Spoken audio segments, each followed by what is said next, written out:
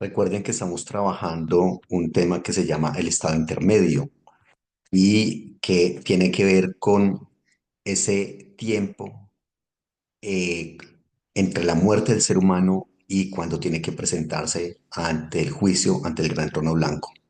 Y hay varias explicaciones que se han dado a qué pasa con el alma del ser humano en ese momento, en ese lapso de tiempo. Y uno de esos aspectos es el espiritismo. Esta postura ha tratado de explicar ese concepto de lo que pasa con el ser humano durante esa época.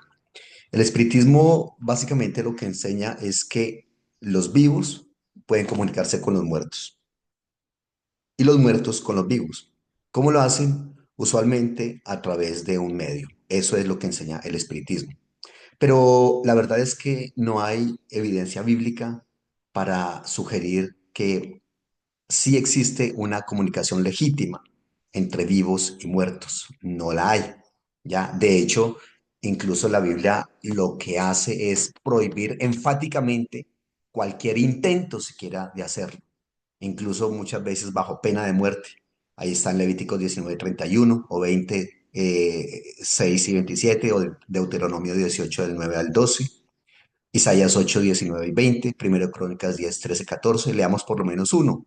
Levítico 19, 19, 31 dice, no busquen a los encantadores ni a los adivinos, no los consulten contaminándose con ellos, yo, el Señor su Dios.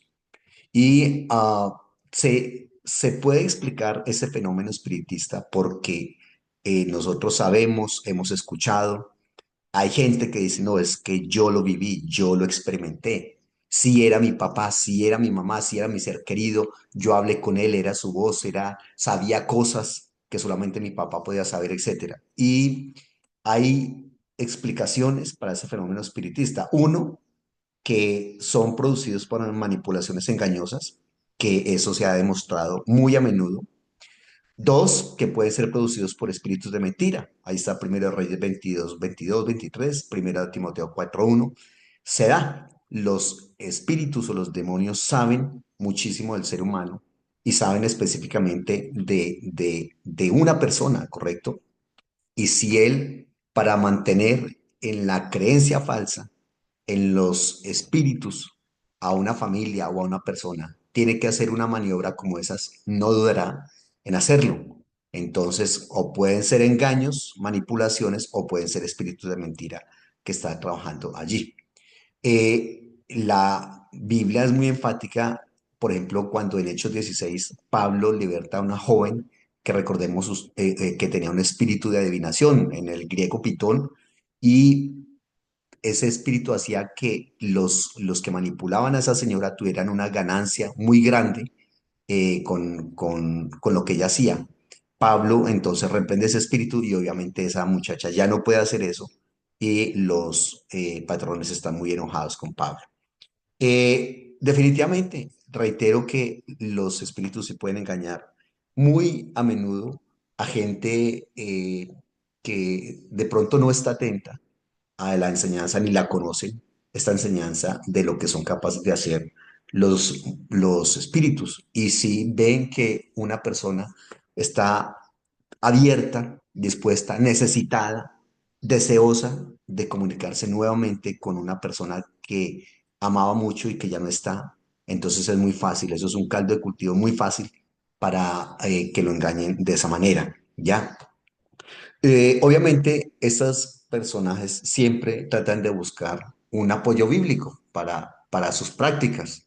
Eso el ser humano siempre lo intenta, ¿no? ¿Cómo hago para que la Biblia me avale esto que estoy haciendo, esto que creo, esto que pienso? Y un pasaje muy conocido es el famoso pasaje de la Divina de Endor, que trayendo el espíritu de Samuel, eso está en 1 Samuel 28. Pero ese no es el caso, porque aquí al parecer hay muchas posturas respecto a qué pasó con Samuel. Algunos dicen que es un espíritu inmundo. Hay otros que dicen, no, realmente no es un espíritu, sí fue realmente Samuel el que aparece, pero no por invocación de la divina, porque ella misma se asombra. A Samuel aparece por un milagro especial de parte del Señor Jesucristo, de Dios, para, sobre todo para dar a conocer lo que va a suceder en Israel en un momento bastante álgido de su historia. Entonces, es un milagro que Dios opera allí, pero no significa que porque Dios opera ese milagro en ese momento, entonces está la puerta abierta para todo el espiritismo, está la puerta abierta para que todos vengan. No, eso son excepciones a la regla.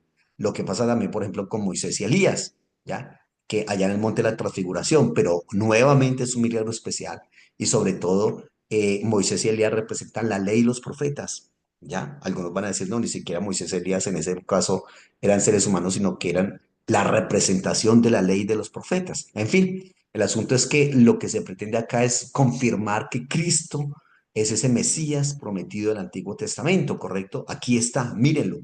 Y la ley y los profetas están dando testimonio de que sí es Él, ¿ya? He aquí dos varones que hablaban con Él, con Jesús, los cuales eran Moisés y Elías, quienes aparecieron rodeados de gloria y hablaban de su partida que iban a Jesús, que iba Jesús a cumplir en Jerusalén.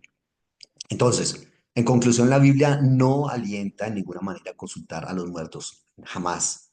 Cristo es Señor de los muertos como de los que viven, dice Romanos 14:9. Y si permitió en algún momento de la historia que aparezcan esos muertos es para señalar algún evento muy, muy vital, clave de la historia sagrada, no para motivar a que sigamos buscando a los muertos como si estuvieran vivos y como si pudiéramos comunicarnos con ellos o ellos con nosotros. Por otro lado, hay que tener muy en cuenta que nosotros los cristianos, los que tememos a Dios, tenemos algunas guías muy importantes. Una, la palabra de Dios. Dos, el Espíritu de Dios, el Ruach HaKodesh, el Espíritu Santo, que es con el único espíritu que el Señor trabaja. No hay posibilidad de comunicación con los espíritus de personas que ya fallecieron, que ya no están con nosotros, para nada.